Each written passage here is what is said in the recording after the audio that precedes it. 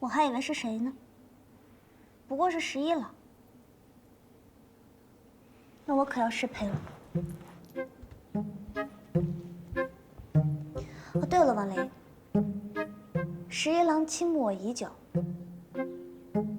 可惜我对他毫无兴趣，见面也只能徒增尴尬。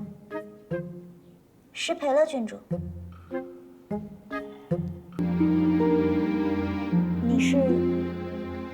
我就是倾慕你许久，但你却对我毫无兴趣的11郎。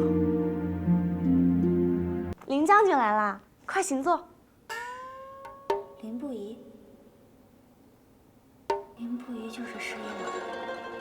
完了，哎呦，鸡夹子、汤子，些许是方才祭祀草有问题，我不是，哎呦，肚子疼。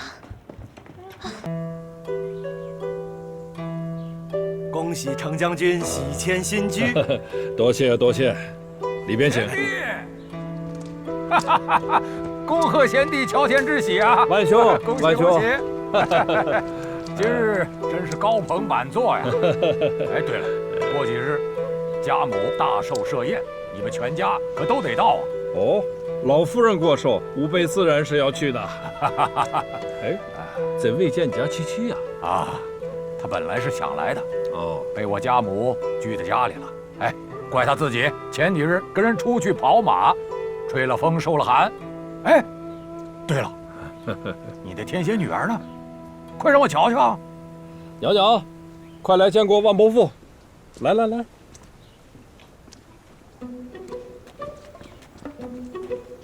万伯父安康。好，好啊！哎，贤弟啊，还以为你将女儿夸得天上有地上无的，是在吹牛，没想到，真是养得好啊！哎，哦，对了，拿着，娘娘，这是万伯父给你的见面礼，拿着。多谢万伯父。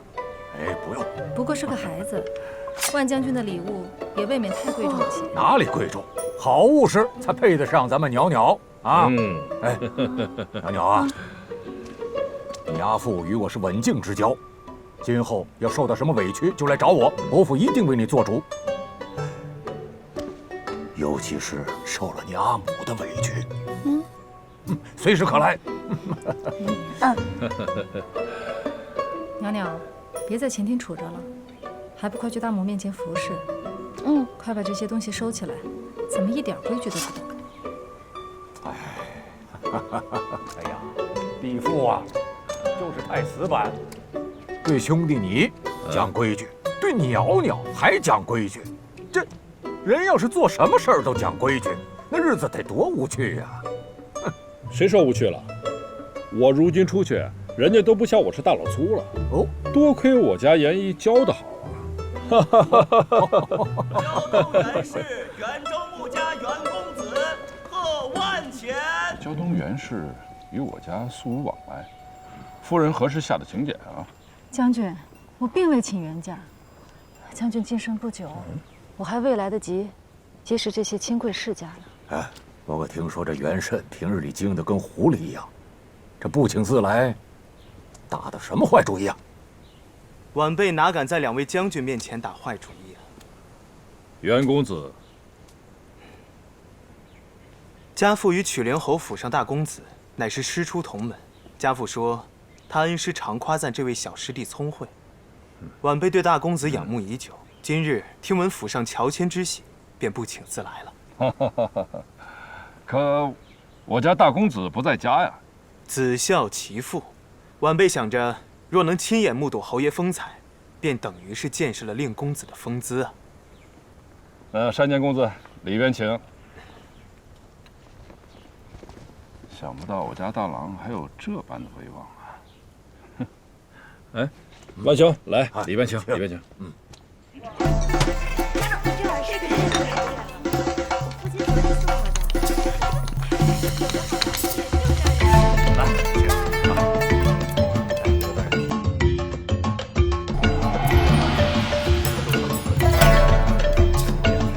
哪里的话呀，太客气了啊！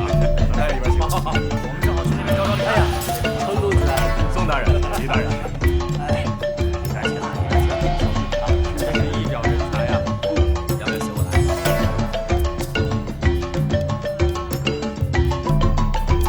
来，快点！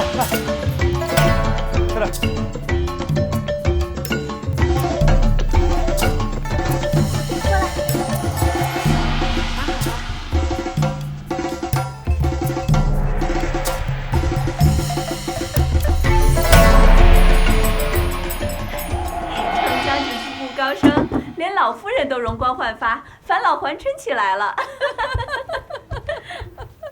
你是未曾见过我的年少时啊！哇，那叫一个嫩呐！虽然说现在容貌没有怎么改变吧，但是也不是18岁了。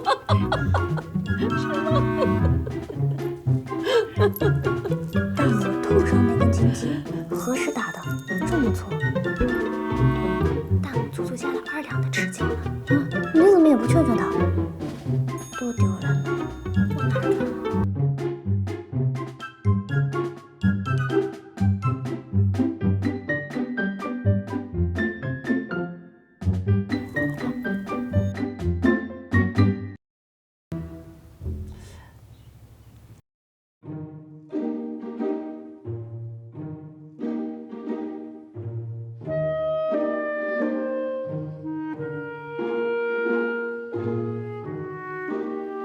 陈老夫人无恙。好，这位是车骑将军王纯之女王琳，其母文修君乃皇后外妹，今日也跟随我们一起来给陈氏道贺了。我本不想来，奈何家父与程将军有些渊源，非命我前来贺喜。好，莫要在我们这些老妇人中间拘束了。泱泱啊，快，请贵客们落座款待。是。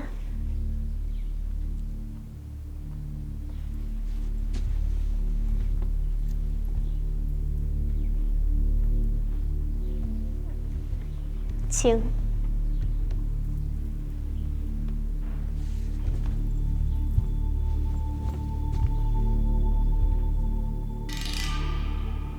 那便是传闻中的程四娘子，果然百闻不如一见，还真是傲慢嚣张的很。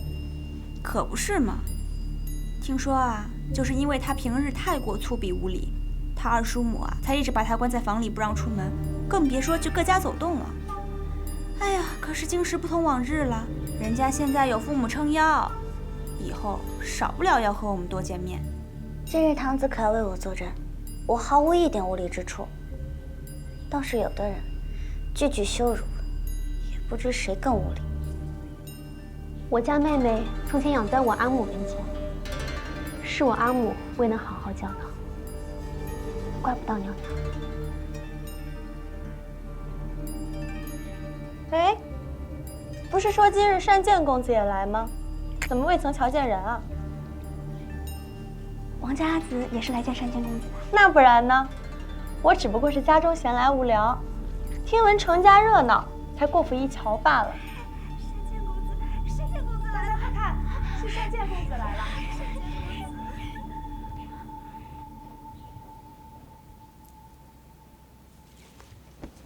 在下胶东元慎，问老夫人安。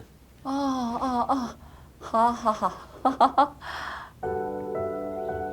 这位女公子。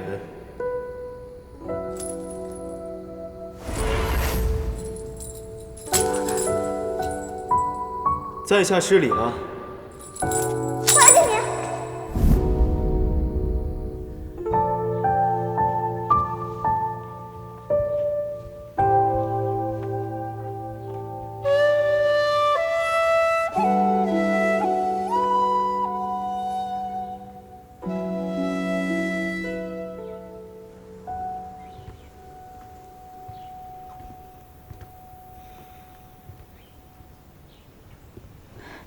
女公子，花园寒气重，何必出来呢？来，披上件袄子，别冻着了。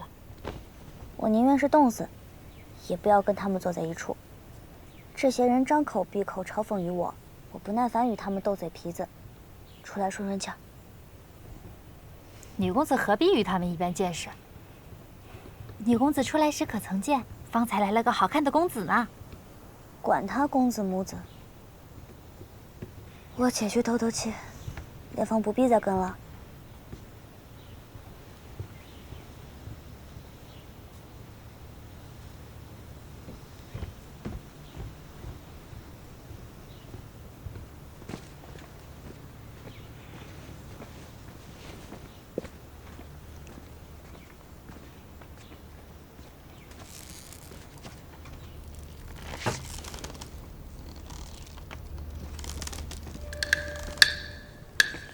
女公子，别来无恙否？你怎么，女公子是不欢迎袁某？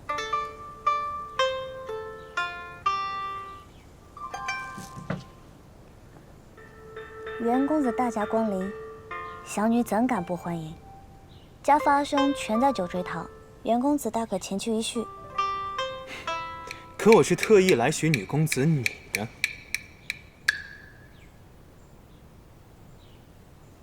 我不过是接了你的绣球，都已还于你了，怎还追到我府上？至于吗？哎，你这般转身就走，便是城府的待客之道吗？未免有些失礼吧？你我素不相识，两家又无旧交。袁公子将我挡在此处，这才是失礼吧？公子不妨有话直说。好，快人快语，单剑只想求女公子给令三叔母、桑夫人带句话。袁公子要带话，登门向三叔母说了便是，为何要绕这么大的圈子？那里有些不足为外人道的缘故，是以只能请女公子烦劳了。这事说大也不大，说小赶紧说。你这般快就答应了？袁公子要向三叔母带何话，只管说来便是。女公子只需要对桑夫人说：“奉虚言而望城西，栖城南之离我。登兰台而遥望西，神惶惶而万矣。故人所求，不过风息水声。”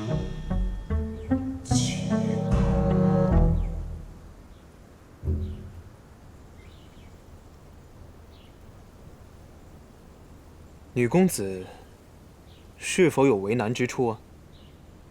没听懂。方才袁公子说的一句也没听懂。你能不能把那些乱七八糟的给去掉？这不是乱七八糟的，这叫赋。那就把那些乱七八糟的赋给去掉，只说一句，一句我便能记下。成。女公子就传故人牵挂，但求只言片语。知道。哎。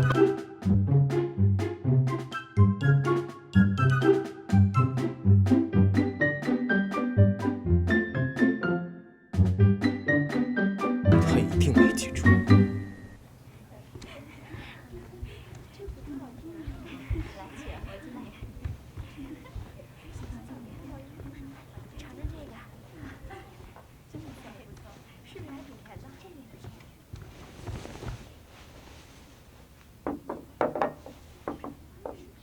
我走了之后，他们可有编排我？没有。袁公子来了，他们现在无暇顾及我们。这袁善剑是谁请来的？咱家和袁家有旧交吗？听袁公子说，大堂兄的夫子和他父亲曾拜在同一个恩师门下。这也是绕得够远。再说我阿兄又不在家，这回和我家攀上关系，当真是费尽功夫。嘘，来者是客，不可如此非议人家。莫非堂子觉得他人好？我跟袁公子连话都不曾讲过，怎知好坏？你要与他说上话，你就知道他秉性。不过就是一个唐突的登徒子罢了。这事说大也不大，说小。赶紧说。堂子，我向你请教一个学问。你可有听说过一个这样的赋？奉虚言而望城西，栖城南之旅。什么城南的宫殿？登兰台而遥望兰台？神皇。还有什么？故人所求，不过风息水声，即可。是司马夫子的名赋《长门》吗？啊，也许是。这个赋很有名吗？倒也不是太有名，只不过世人都爱他辞藻华丽，又不涉正事，所以常给闺中女子读着玩。娘娘莫急，待大伯母多教你些时日，你知晓的定会比他人少。不必，我觉得我如今就很好，不用人教。你是很好。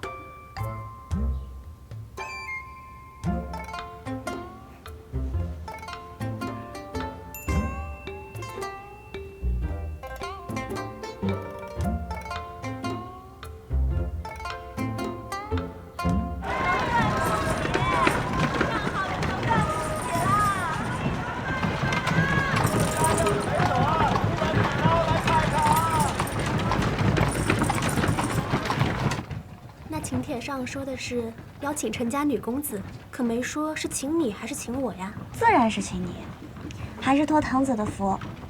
若不是王林邀请堂子去豫昌郡主的生辰宴，阿母才不会让我出门与堂子一起挑选郡主的生辰礼呢。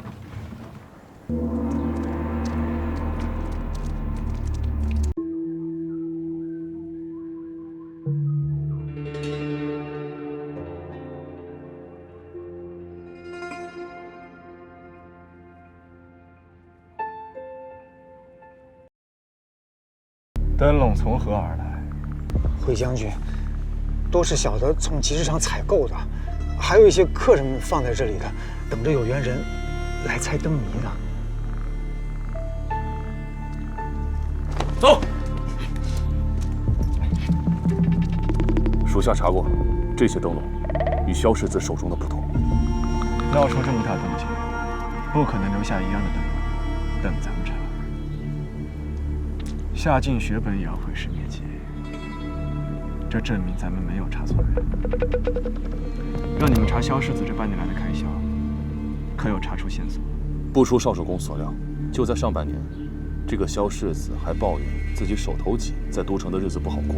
但这半年来，他出手十分阔绰，整日里游山玩水、喝酒嬉闹。他可有任何产业？他在城中倒是有几间铺子，但他不是做生意的料。亏了个底朝天。上半年他还托人想把铺子盘出去，但后来非但没把铺子盘出去，反倒有余钱，又多开了几家铺子。董仓管和许进忠做了半年买卖，这萧世子便阔绰了半年，说他们没干系，都没人信。命人去给萧世子的铺子找尽麻烦，定要断了他们的财路。阔绰惯了的人是忍不住清苦的。他定会再铤而走险，一旦他联系夏家，我们就有机会找出这背后吞下军械之人。那不是程家的马车吗？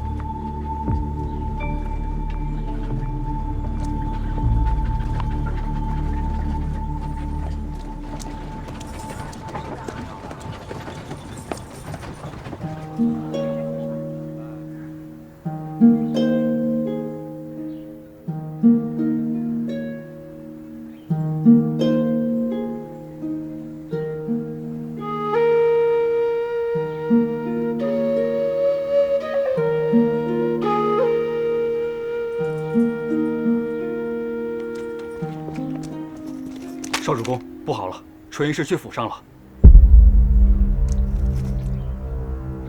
回府。女公子，到了。来，您看看。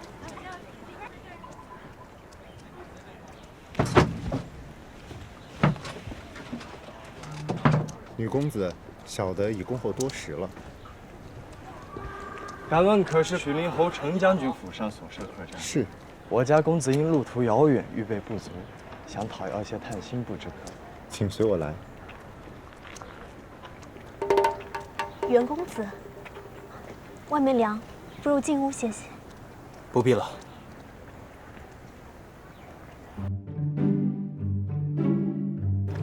袁公子，数日不见，我家阿兄甚是挂念，不知何时在诗歌唱和。女公子怕是弄错了。奉虚言而望城西，期城南之离宫。登兰台而遥望西。那日说要下回再议的，是赋，不是诗。好，赋。今日风景好，我也闲来无事，正想与人聊聊诗词歌赋，也不知程娘子是否有空，借一步说话。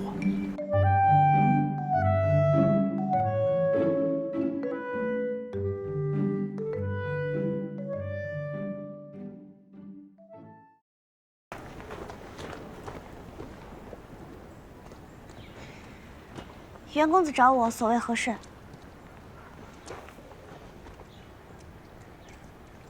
在下等女公子几日，都不曾让人回话，是否忘记要带在下向你三叔母桑夫人传话？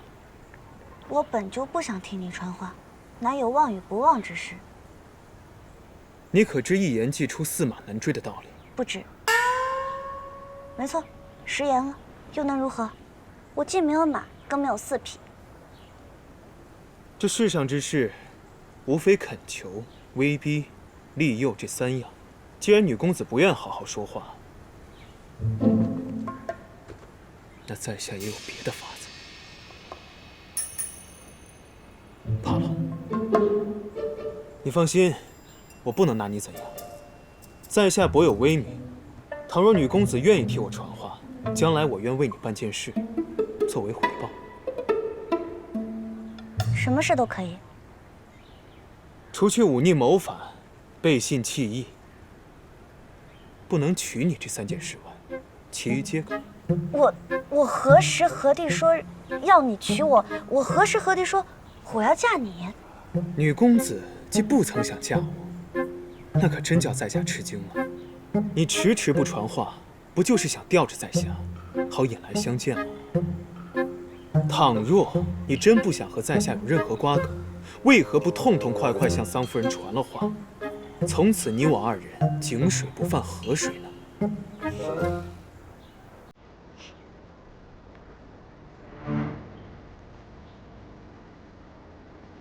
说得好，袁公子，是我的过错。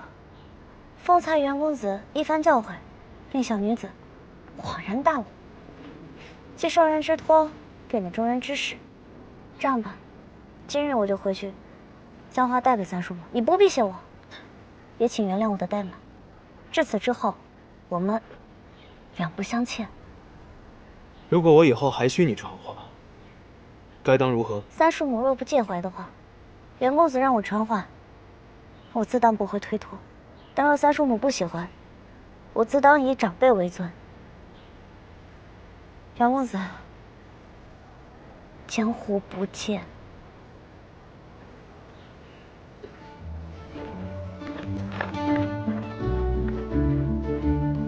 是否江湖不见？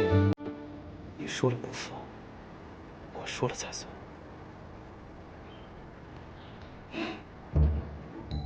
你们这些随从侍卫呀，可要悉心照料着。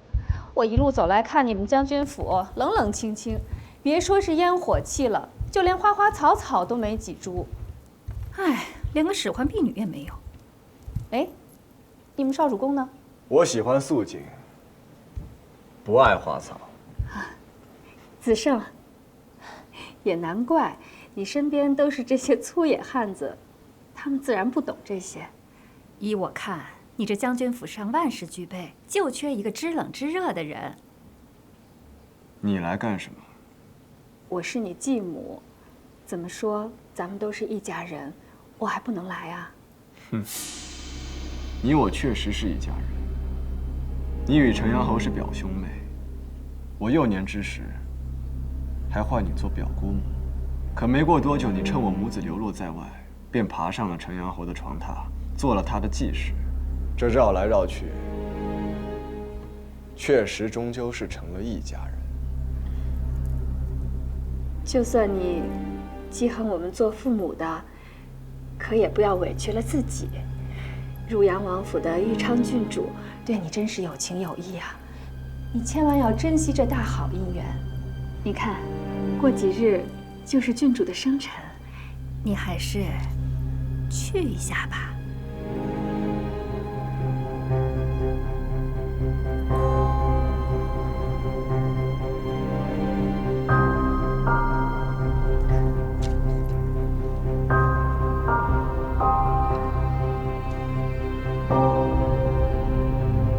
送客。哎，我话还没说完呢。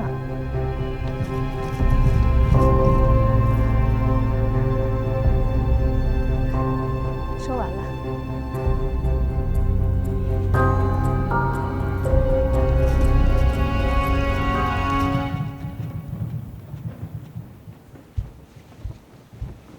少主公，这豫昌郡主的生辰宴，咱去不去啊？人家可是专门托人送来请柬。自己去领侍军官。为什么要领军官啊？我是不是做错什么了？你若还想留着自己的屁股，就管住你的手了。托这一手干嘛呀？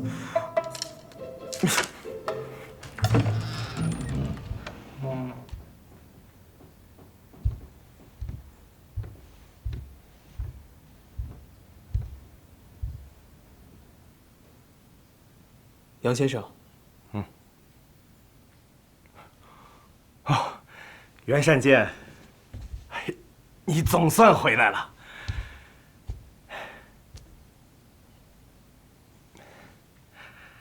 只需你首肯，我立即帮妹子与你交换庚帖。你放心，我瞧这都城就再没有女娘比我妹子更是嫁你。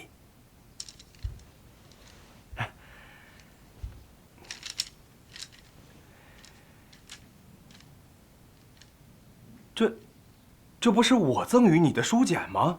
莫非与我不再往来了？先生赠予我书，我自也要投桃报李呀。特标出几处谬误，以提醒先生，若能多在学问中添点心思，少对别人婚姻之事指指点点，就不会再有这些疏忽。你不识好歹！哼！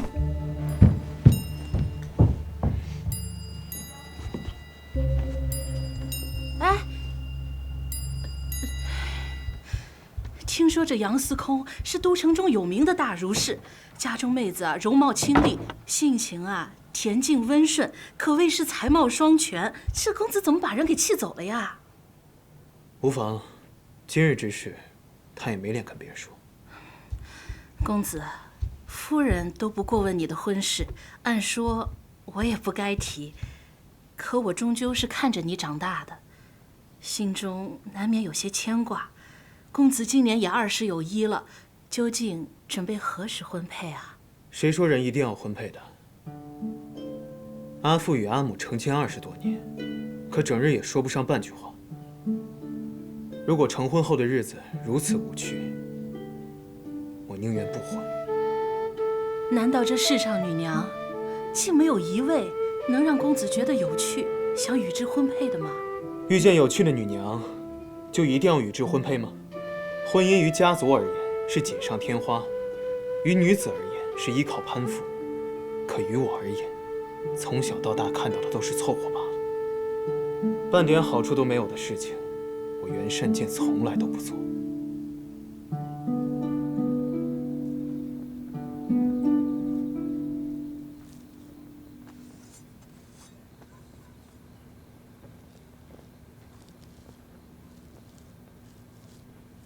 夫人的指腹比为夫的脸还嫩。你要再胡言乱语，小心我刮破你的脸啊！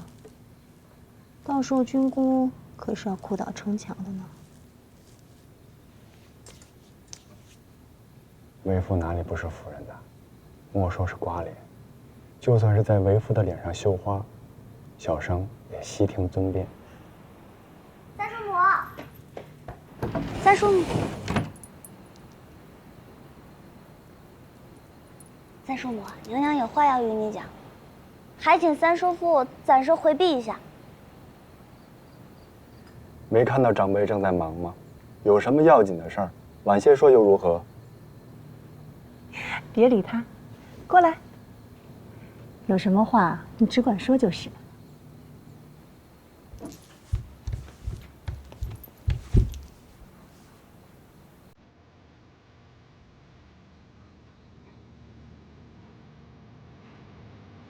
没事，说吧。我的事你叔父就没有不知道的。那我可说了。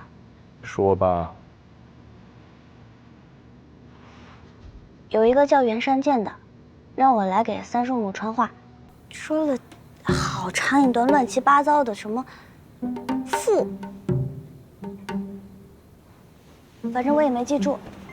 总的意思就是说，故人牵挂，只求只言片语。故人，他为何不自己来，要你传话呀？这个袁山剑，是不是那年他收的小弟子？小弟子？原来是他呀。那他要干什么？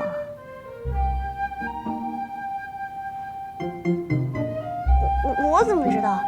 反正他就说了这些话，除此之外，没说别的了。只言片语？什么只言片语啊？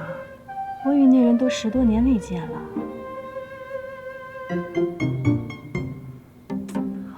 我想起来了，定是前些时日我感染了风寒，你四处替我寻医问药，被他知晓了。原来是这事啊！可是你咳嗽已经好了很久了，他怎么还惦记着？你等我一下。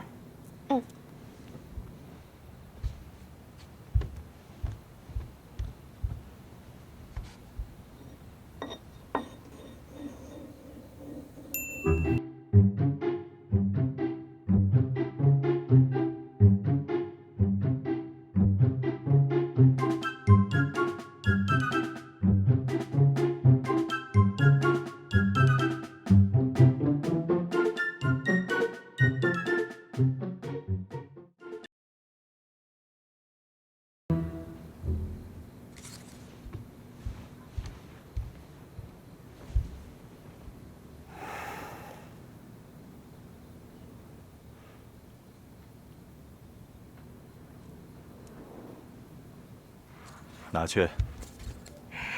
那就麻烦你替我送过去。三叔母只写这些，不留个名号什么的。他识得我的字，不必留了。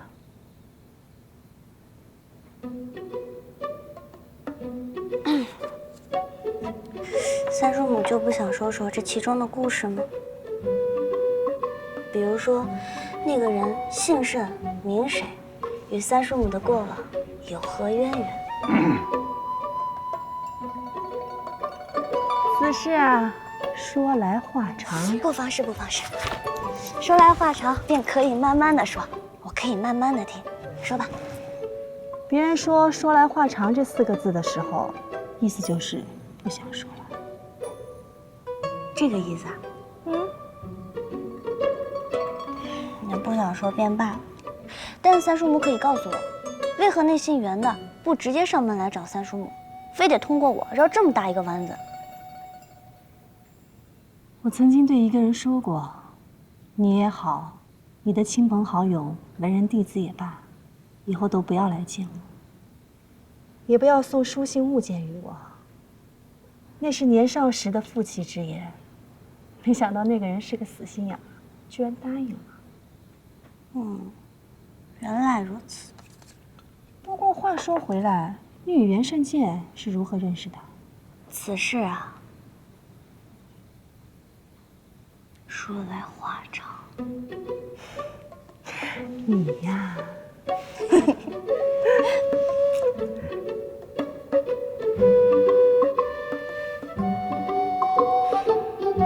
命你们打听的事情，可曾打听到了？程家娘子是去自家货站挑选生辰礼，豫昌郡主给程家亲眷也留了帖子。谁问你程四娘子了？我问的是萧世子。近日，他还有去田家酒楼吗？我们盯了萧世子几天，他一直与何将军家女娘何昭君在一起。董仓管流放，许尽忠自强。这萧世子若还想长久做军械生意，只能从其他处觅得军械。他若成了何将军的女婿，自然就更方便拿到军械了。何将军忠勇，未必会与他同流合污。那雍王就是任人唯亲的性子，难免他儿也喜欢以己推人，揣度何将军。那日，豫昌郡主送来的请帖还在吗？我们也去一趟汝阳王府。啊，我早上了。不是，少主公，你不是说你不去吗？何将军与汝阳王有旧，何昭君一定会去汝阳王府庆贺豫昌郡主的生辰。既然萧世子与他形影不离，自然也会前往。阿飞，伤好些了吗？啊，不就是10军棍吗？上过药了，不疼。好，那便再去领10军棍。为什么呀？扔掉重要请帖，还不知10军棍吗？找回请帖，此罪可免。走。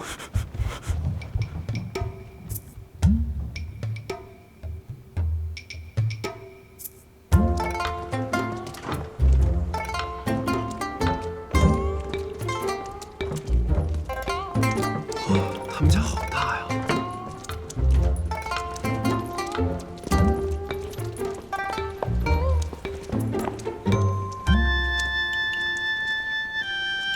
伺候这身衣服选得好，我瞧这娘娘的容色气度，不输那些世家闺女。洋洋也不错，温婉大气。那倒是，若再有人说不公，也怪不到死骨头上了。娘娘，别到处乱跑。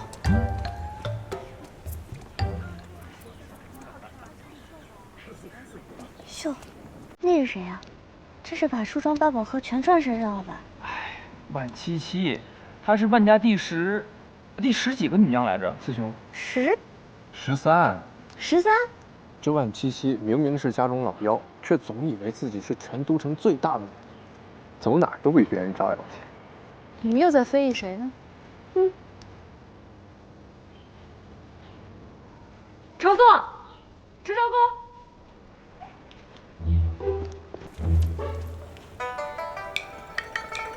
两位叔母好。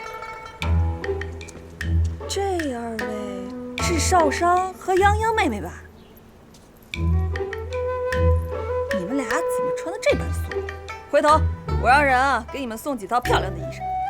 素净些好，显得人形容温婉些。是。来这种老虎，要什么温婉可人？来，阿紫给你们装扮装扮。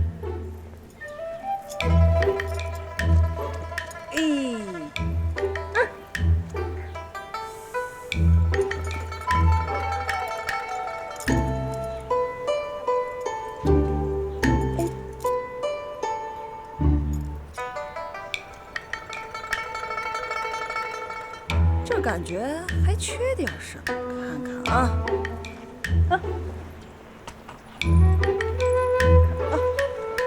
七七阿紫，这不是你要送给豫昌郡主的？哎呀，没事儿，多的是。这个好。嘿，这就好多了。多仔细着点。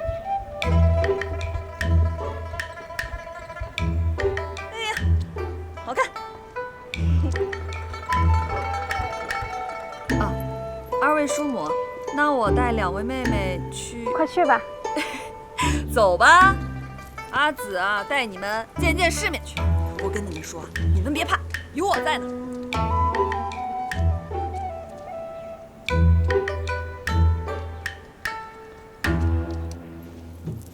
你当真确定那晚破坏我行动之人就是程家四娘子？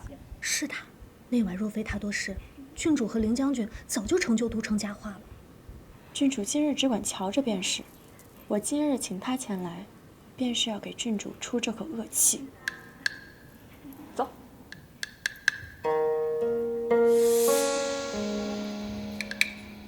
我们坐哪？这么多好吃的。今日厨房特为女眷备下金丝枣全做小食，这小食用了10多道工序才制成，算得上精细。诸位姊妹，尝尝吧。胖子先尝。程家妹妹怕是第一次吃吧？多吃点。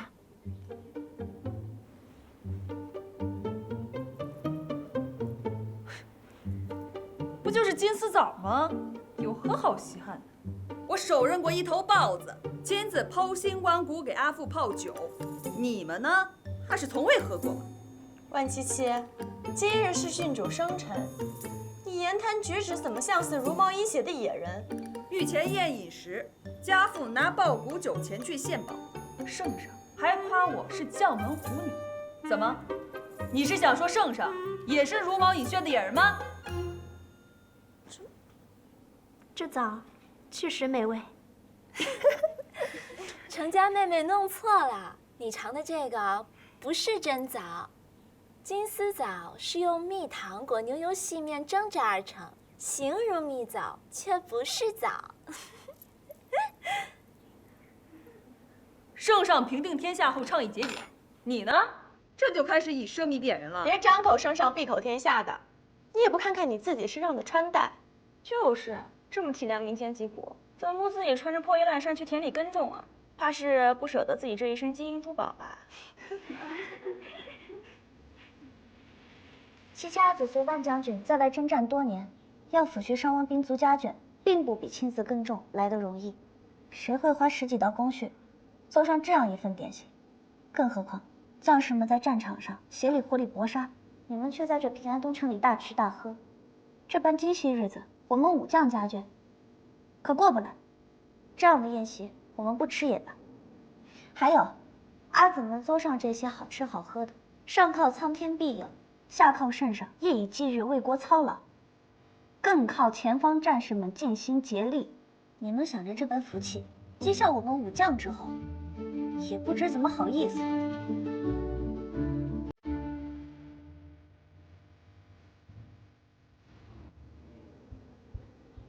禀郡主，林将军到了。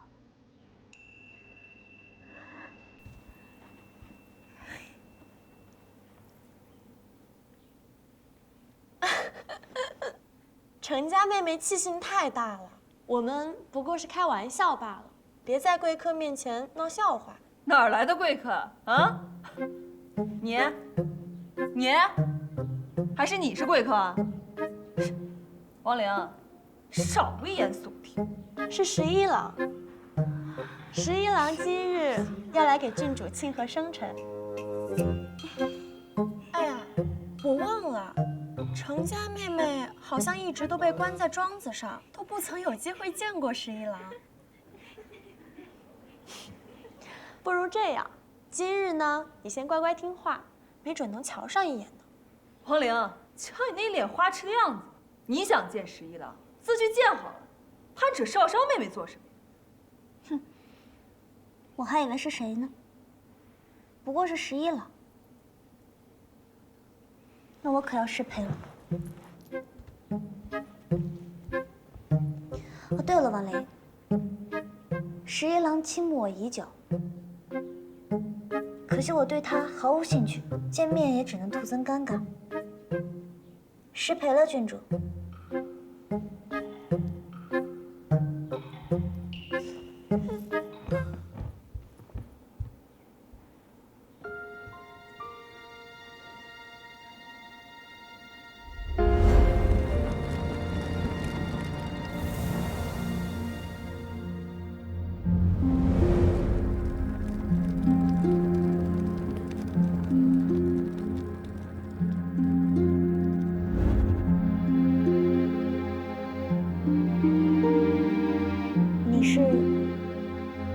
就是倾慕你许久，但你却对我毫无兴趣的十一郎。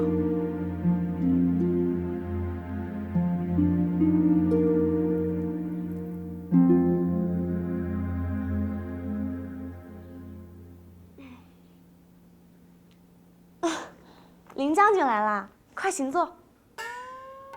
林不疑。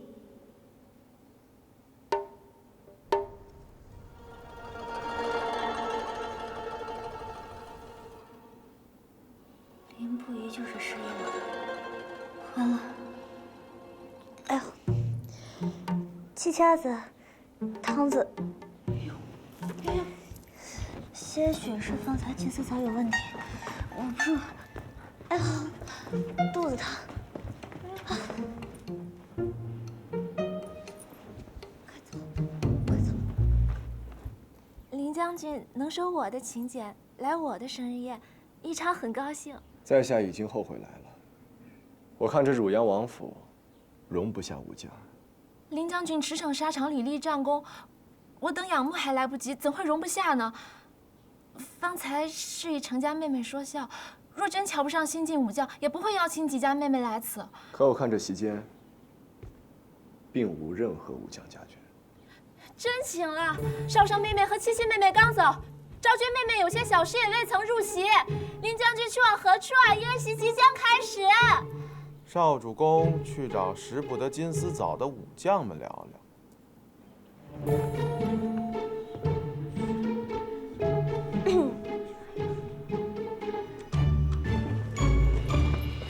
等等，十一郎就是林不疑，林不疑就是十一郎。你连十一郎长什么模样都不知道，就夸口说他倾慕于你啊？我那不是想气气亡灵吗？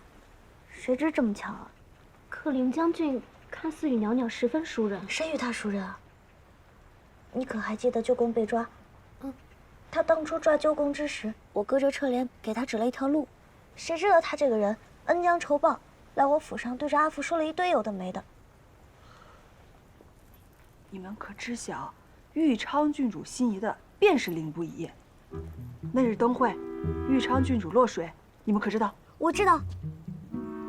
我那日刚好去凑热闹，却发现豫昌郡主在浅水里假装扑腾，还综合扑拦路，我便一脚把他的仆从踹了下去。谁呀？后来就露馅了。那当时可是你做下的。我早就听说豫昌郡主落水啊，本是为了吸引林不疑，没想到被你这一脚给踹露馅了。他回来的时候，那两只眼睛哭得跟烂桃似的，全都城的人都在看他笑。季家子，此事大了，此事千万不要说出去，莫要让我阿母知道，她知道定会扒我一层皮的。这哪是生辰宴啊，分明就是鸿门宴，不来也罢的。我也是，最讨厌与那帮惺惺作态的世家女相比，还是程家妹妹最合我心意。我阿父呀，时常提起，根本不像程家叔母古板守矩，无趣的很。七家子与万国父，当真是这么想的？那当然。我倒觉得，与七家子你有种相见恨晚的感觉。我觉得阿紫性子蛮好的，倒不像次生说的排行最小，又爱称老大。谁称老大了？整日就知道背后编排我。他人在哪儿呢？四兄怕是与其他公子们在一起射箭呢。走，找他理论。等等，七家子，我就不去了，你们先去吧，我四处转转。那你一个人小心点啊，那帮贵女看起来柔柔的，没一个好相遇。那泱泱，你跟我去。泱泱去，快！气死！对不住了，此生。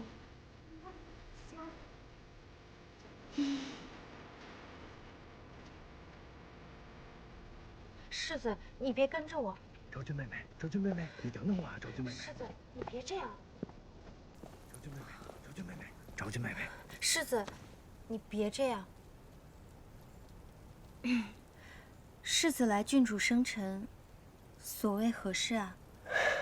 今日与你相处，十分投契，我有意向何家提亲，可是你总是回避我。可是我哪里做得不好，令昭君妹妹生厌呢？你我才认识几日啊？现在提亲，是不是太快了？况且，我还身有婚约呢。你是说，娄家那小子？啊？你不是都说了吗？他憨傻待鱼，只会说教于你。可是我若悔婚，阿瑶会变全城笑柄的。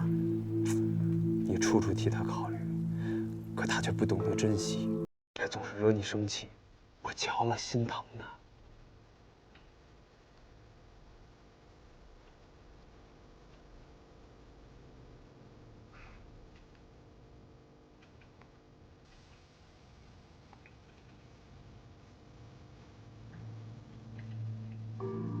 那不是程家四娘子吗？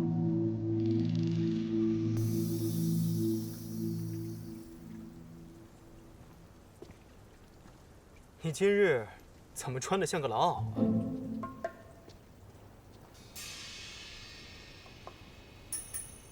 关你何事？我父母如今都不穿这颜色了。关你父母何事？我恩师已收到桑夫人的信。这关你恩师又有？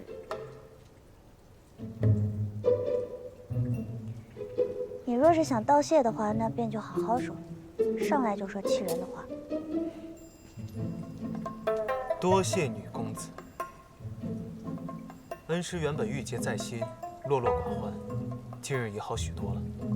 今日在下特向你道谢，善见言出必行。将来你若有难处，我定不推辞。好，我记下了。不过你放心，我既不会让你忤逆谋反，也不会让你背信弃义，更不会让你娶我。此事了结，我们就此别过吧。谁跟你就此别过了？你们果然在这儿。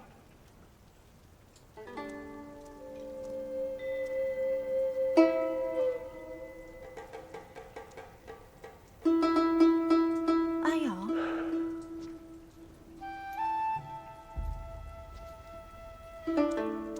阿瑶，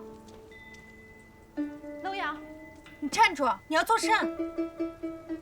我还想问你们做什么？方才我听得明明白白，他要去何家提亲。是啊，萧家是有此意，可我还未应允呢。若你肯对我好些，我便向阿父回绝此事。毕竟你我二人自小定亲，我也不忍令你将来被人耻笑。你只管去嫁他好了，我从不留恋于你的婚约，只不过我娄家重信守诺，曾忍到今天。好啊，谁稀罕，那就退亲。不如你所愿去嫁那萧世子，他从来不像你这般欺我，他善解人意，比你强1000倍100倍。我告诉你，日后成亲，我便随他回冯一郡，到时候闲来，我们就去游山玩水。他还在蜀中建了一个别院，说将来便送我了。日后我与他不知道有多快活，你我说不定连个面都见不到了。好啊，一言为定。好啊！站住！看什么看？再看我挖了你眼珠子！女公子，对不住，别往心里去。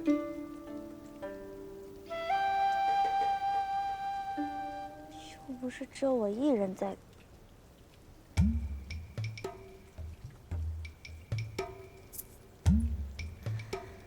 袁山剑，你混蛋！你要躲起来，为什么不拉我一起啊？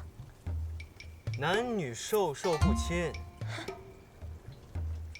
再说，你不是要与我就此别过吗？我今日就是要告诉你，此事完不了。你可知方才那2人是谁？那位郎君是河东娄氏2房幼子娄瑶，另位女公子是何昭君，骁骑将军何勇之女，2人自小定亲。我又不想知道，这跟我有何干系？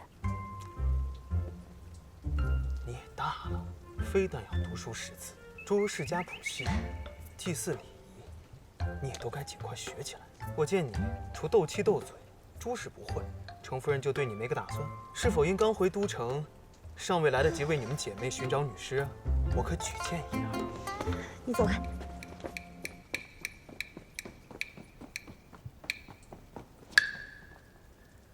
若是萧何两家结为姻亲，那么此案便会牵连更多的人。这个案子必须尽快了结。去查一查，这半年来蜀地有哪些官员来过都城？少主公是怀疑萧世子与蜀中勾结，前几批军械都运往了蜀地。蜀地归降多年，早无战事，他们买这么多军械干什么？怕是蜀地早有二心了。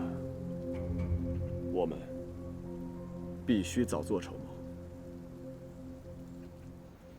这个元神，当真是脑子有问题。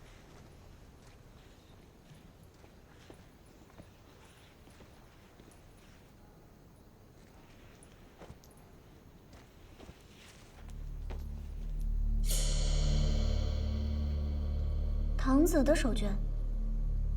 救命啊！救命啊！陈家三娘子落水了！救命啊！陈家三娘子落水了！救命啊！救我！救我！唐子！救命啊！救命啊！救我！救我！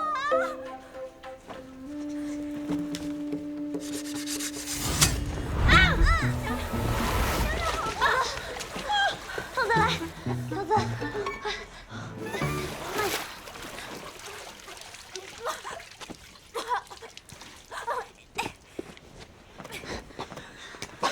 怎会落入水中啊？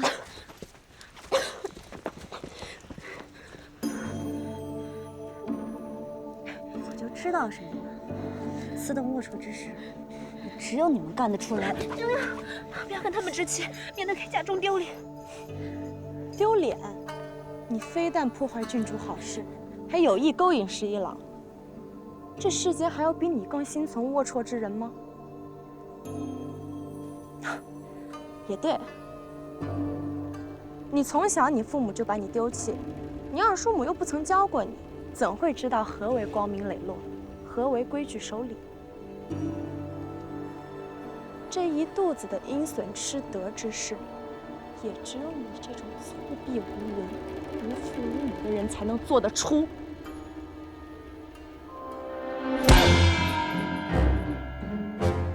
啊！陈少商！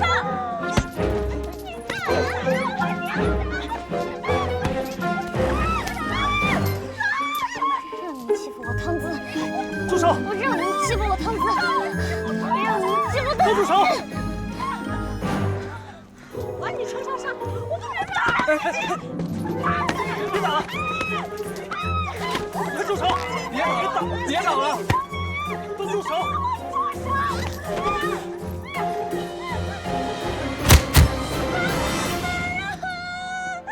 陈少商，你疯了吧你！竟敢打我！你这种粗鄙无闻、无父无母的人，就会干这种居然打架！这程家四娘子果然出人意料。哎呀，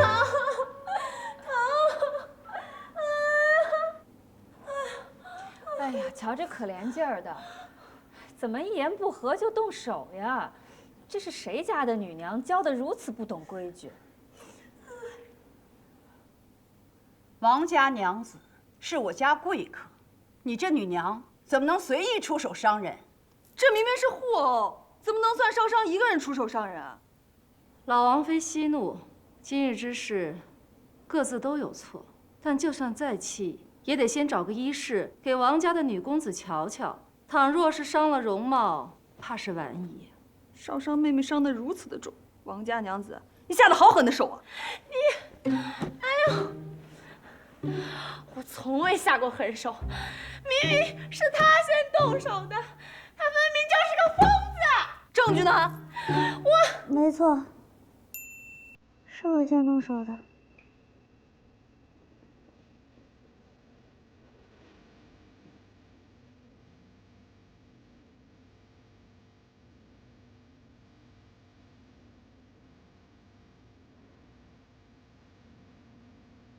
我路过花园之时，我发现我不识水性的汤子被推入湖中，他们就是想逗引我，然后想害我，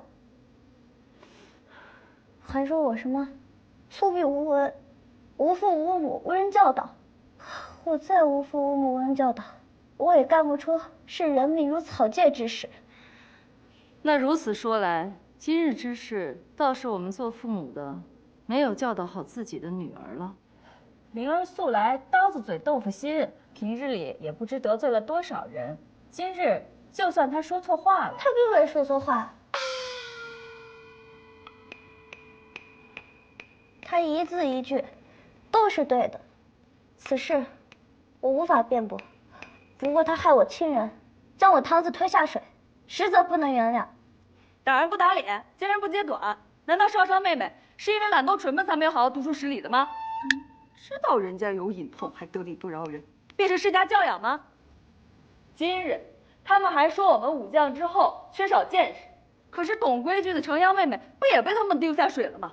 洋洋，你说是不是他们？洋洋，你还能说话吗？洋洋，堂子说不出话。你看人家洋洋可怜的。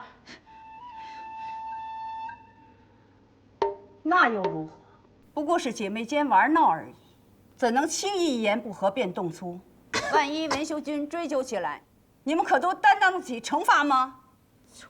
不过是小女娘间的玩笑，也不能伤及无辜性命。老王妃若是要罚，必须2个人一起罚，先动手的才该罚。是王家娘子先推堂子下水的，他们还想用绊马绳把我绊入湖中去，血口喷人你！无凭无据之事，岂可乱说？领将军到。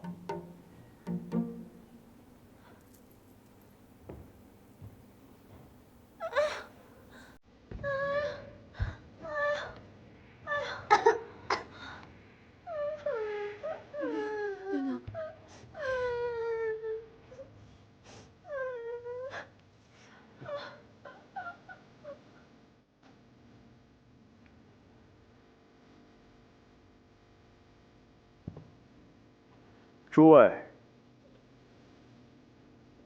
这是我手下侍卫方才在花园之中拾得的绊马绳。这绳尾之上还有府上印记。老王妃若是想学人查案，则需要证据，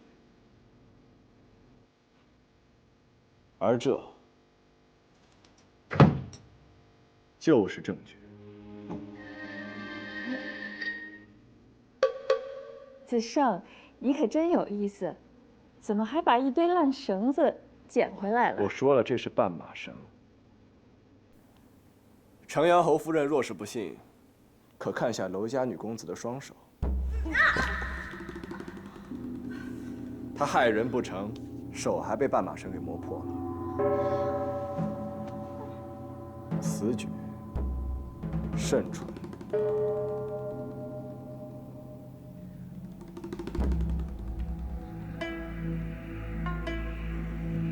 子胜说的哪里话？不过是家事而已。此事关乎性命，老王妃若是审理不清，明日廷尉府我亲自审问。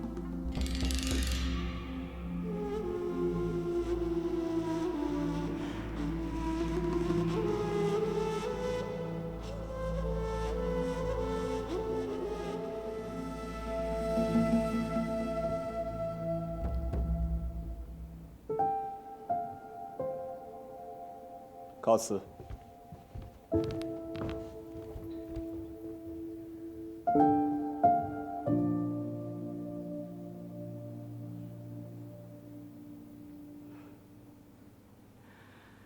我方才都说过了，不过是女公子们玩闹而已，也值得我们这些长辈们如此兴师动众吗？还说什么廷尉府？依我看，此事不如就算了。就是，王家女公子的母亲文修君今日又不在，那自然是算了，否则怎可这样轻易了事？你说呢，程伯夫人？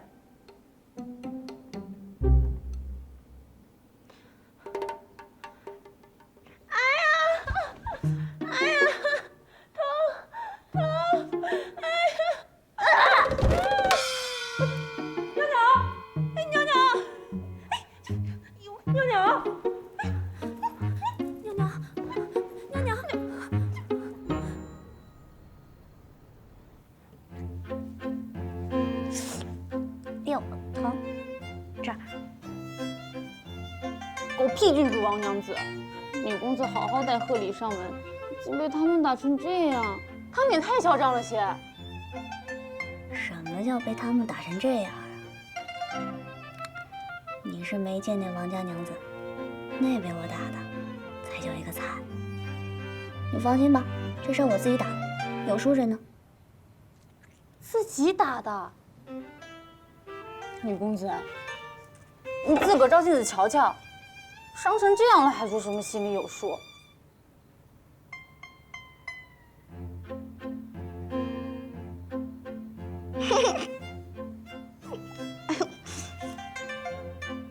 你别说，这左右两边还挺对称的嘛。元芳，你放心吧，你别看现在是肿，如过2天定能消肿。可那王林不一样啊。掐在他腰上那几下，手法可谓是奇绝，保管他几天起不来床，每一宿都睡不着觉。李公子，女君请你去九锥堂问话。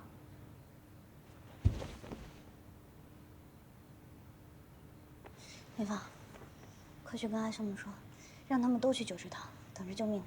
是。哎，等等。眼睛睁大点，再大点。有眼泪了吗？就这样，保持住，告诉他们我命不久矣。去吧。保持。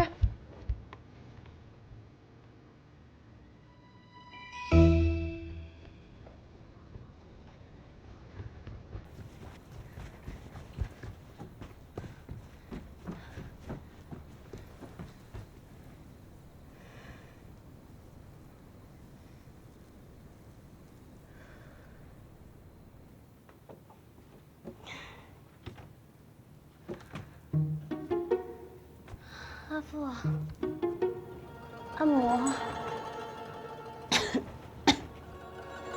哎呦，哎呀，不是说只是打闹吗？那个姓王的小娘居然把你打成这个样子了！哎呦，我的儿啊，疼不疼啊？还能看见为父吗？阿父不必担心啊，别有事。见过阿母。哎，好。见过阿母。这里。见过阿母。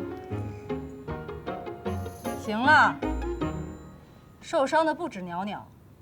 将军，你就别只顾着看自家的孩儿。啊，其他小女娘的脸也被打成这个样子了。好。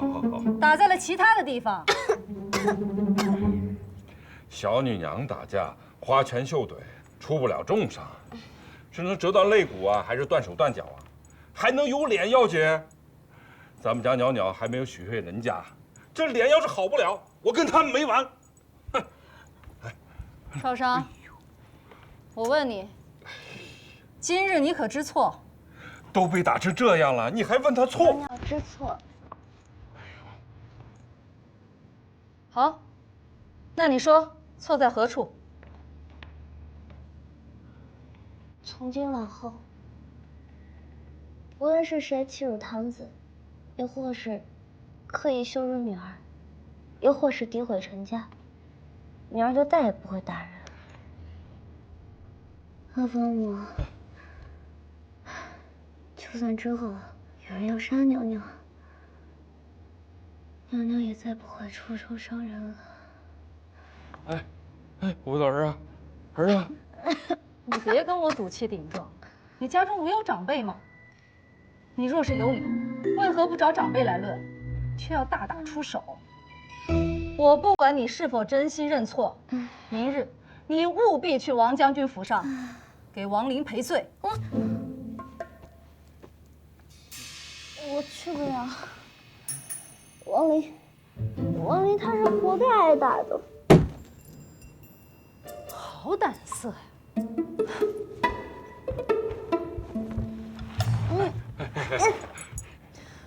我倒是要看看今日你是否知错。来人！阿母，息怒啊！阿母息怒啊！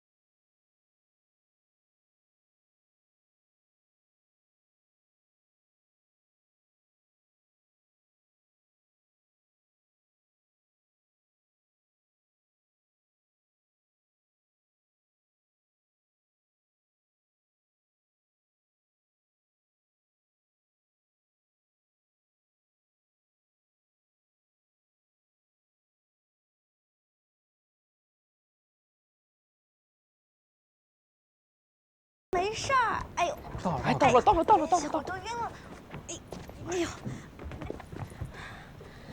阿兄们不必担心，娘娘好着呢，一点事儿都没有，好着呢。若是我与少公在场，妹妹们也不至于吃这么大的亏啊。阿兄这是哪里话？若不是你们今日来得及时，娘娘又要受一顿皮肉官司了。只要你还在府中一日，就逃不得这顿打。这阿母要想伐人，何曾落空过呀？娘娘，现下你打算怎么办啊？不如用我的惯用法子，跑，确是个好办法。每次少公跑出去，躲躲再回来，这阿母若是过了气头，总会说情一些。也不是每次，10回有那么1、2回能酌情就。那也好过毫无指望的等罚。要不还是回去认个错。你想让我回去挨打？我这辈子也干不出那么愚蠢的事情来。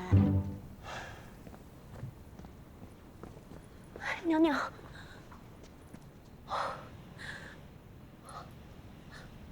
都怪我，若非我未能小心谨慎，怎会着他们的道？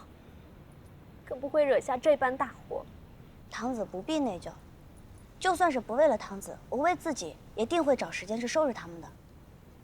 更何况，堂子在阿母心中本来就是安分妥帖，就算是惹祸，也是一时失控。而我就不一样了，即便是救人惹祸，那也是有意返还。我心意已决，四张的法子好，我此刻就跑。这样，也不会再给阿母添堵了。你若真要走，我跟你一起。对，要走一起走。哎，可别！若是阿兄能跟我一块走，那得挨3分打呢。还是我自己走吧。阿兄呢？堂子，娘娘走了。哎，那连房同女公子去。这。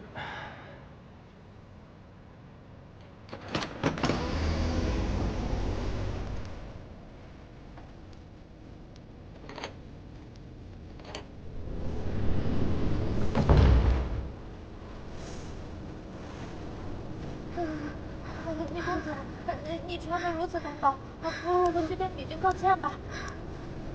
总比在外面冻死强啊！我也是，第一次离家出走，我怎知会这么风大？经验不足，早知该打个比较大的。哎呀，下次我定会准备多添的。还有下次啊！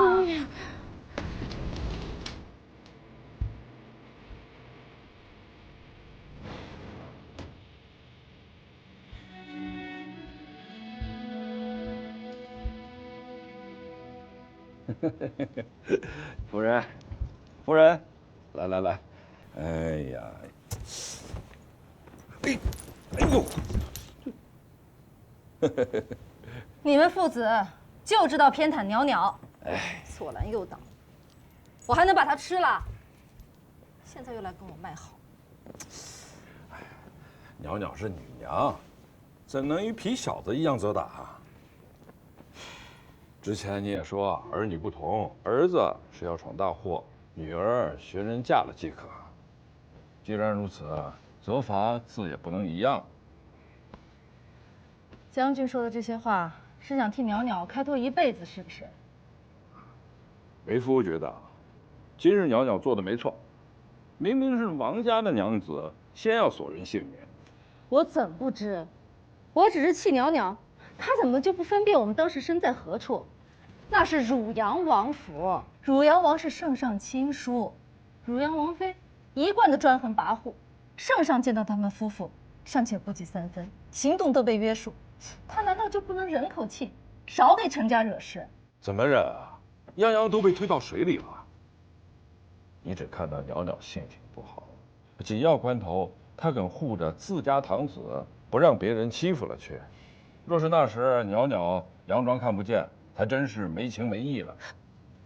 程家人向来不念手足之情，那孽障，在这上面倒是没走。可他万万不该动了手，落人把柄。好，好，好，袅袅已经答应我们了，以后不再与人打架了啊！真是没想到，我萧元一有生之年，居然担心自己的女儿打架。这次幸亏有林将军持证不阿，及时取来了物证，才得以解围。否则也不知道这件事情会闹出什么模样。林将军，林不疑，他也在。嗯。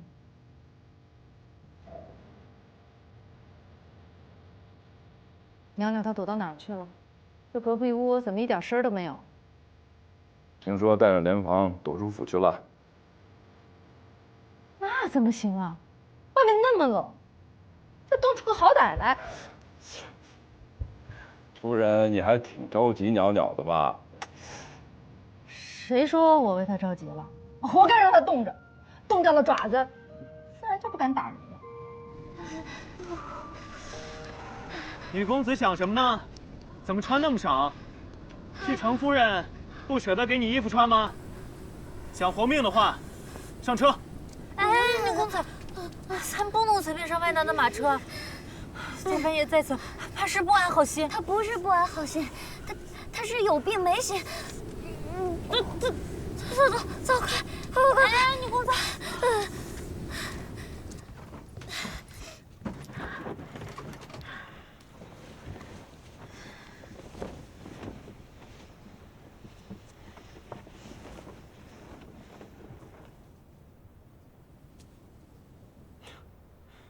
你这苦肉计，使得颇有些自损八百啊！什么苦肉计？袁公子，莫要给人随便栽罪名。在我面前还装？听说王陵连玉昌郡主的生辰晚宴都未曾出席，足见伤得不轻啊。不过，即便你要对付他，也用不着自残啊。那又如何？反正我也不怕他，大不了以后施加邀请，我不去便是。原本家母还想过2日邀你，邀各府女眷过府赏梅。赏梅？嗯。你该不会是想相看我吧？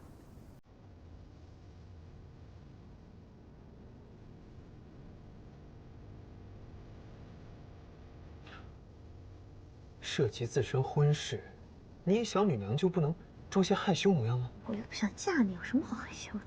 你要想嫁，我也得想娶啊。吴家心腹将来是胶东袁氏的宗父，自然要端庄贤淑，怜弱恤老，更别说祭祀宾客、首领诸介妇，绝对不能像你似的一言不合，拔拳相向。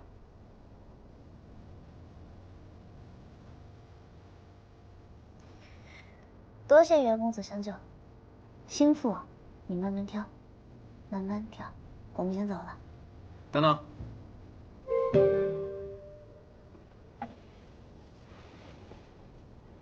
这是我家不常用的紫鱼膏，不用感激我，我就是觉得你这伤有碍观瞻。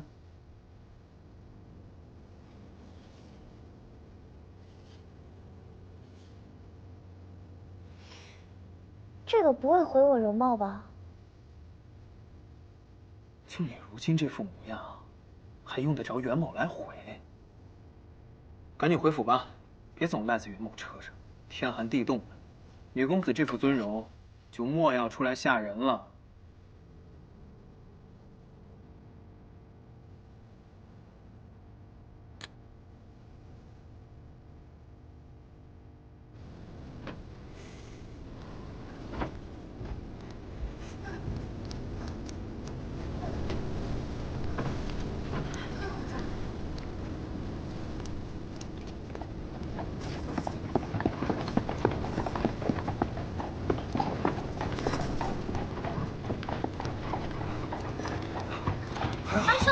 还好你没走远，你这是刚从谁的车架上下来的？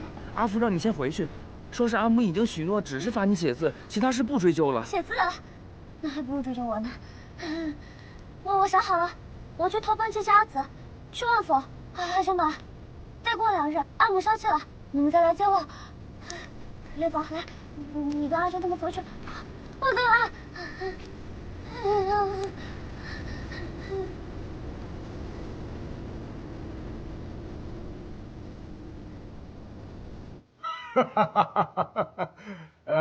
凌将军此次前来，不知所谓何事啊？万将军当真不知道，在下今日前来，所谓何事吗？